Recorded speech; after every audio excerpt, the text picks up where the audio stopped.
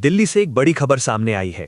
सहारा समूह की बड़ी बड़ी संपत्तियों को अदानी समूह को बेचने का मामला अब और लंबा खिंच गया है। सुप्रीम कोर्ट ने इस याचिका पर सुनवाई को 6 सप्ताह के लिए टाल दिया है।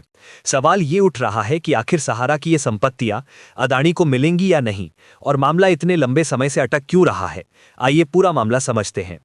दरअसल सहारा समूह ने सुप्रीम कोर्ट में याचिका दाखिल कर अपने 88 प्रमुख संपत्तियों को अदानी प्रॉपर्टीज प्राइवेट लिमिटेड को बेचने की अनुमति मांगी थी, लेकिन कोर्ट ने तुरंत इस पर फैसला नहीं लिया।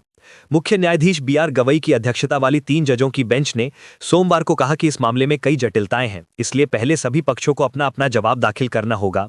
इसी के चलते सुनवाई 6 सप्ताह आगे बढ़ा दी गई है। सुनवाई के दौरान एक और अहम बात यह रही कि कोर्ट ने इस केस में सहकारिता मंत्रालय को भी पक्षकार बनाया है। केंद्र सरकार की तरफ से सॉलिसिटर जनरल तुषार मेहता ने कहा कि सहारा ने कई सहकारी समितियां बनाई हैं और इन समितियों पर इस बिक्री का सीधा असर पड़ेगा। यानी मामला सिर्फ संपत्ति बेचने का नहीं बल्कि करोड़ों निवेशकों के हितों से भी जुड़ा हुआ है। इस केस में अदालत द्वारा नियुक्त न्यायमित्र शेखर नफड़े ने कोर्ट को एक विस्तृत नोट सौंपा। उन्होंने बताया कि सहारा की जिन संपत्तियों को बेचा जाना है उनमें से कई पर गंभीर आपत्तियां मिली हैं, खासकर 34 संपत्तियों पर। उनका कहना है कि कई मामलों में जाली दस्तावेज के आधार पर बिक्री या पट्टे पर देने की शिकायतें सामने आई हैं।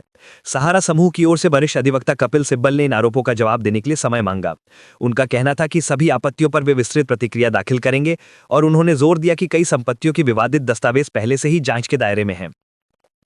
कोर्ट ने इस दौरान साफ कहा कि सुप्रीम कोर्ट बिक्री या लीज के दस्तावेजों की सीधे जांच नहीं करेगी। ये काम ट्रायल कोर्ट या किसी विशेष समिति को सौंपा जा सकता है। CJI गवई ने न्याय मित्र से कहा कि पहले भारत सरकार अपना जवाब दाखिल करे, उसके बाद ही हम आगे की कार्रवाई पर विचार करेंगे। 14 अक्टूबर को भी सुप्रीम कोर्ट ने केंद्र, सेबी और सभी हितधारकों को नोटिस जारी करते हुए जवाब मांगा था, लेकिन अब मामला 6 सप्ताह के लिए आगे बढ़ चुका है। इसका मतलब साफ है, सहारा की संपत्ति अदानी को मिलेगी या नहीं, इसका फैसला अभी और इंतजार करवाएगा। ऐसे ही महत्वपूर्ण और समझने लायक फाइनेंशियल और लीगल अपडेट्स के लिए चैनल को फॉलो करते रहें। अगले वीडियो में फिर मिलेंगे एक और बड़ी खबर के साथ।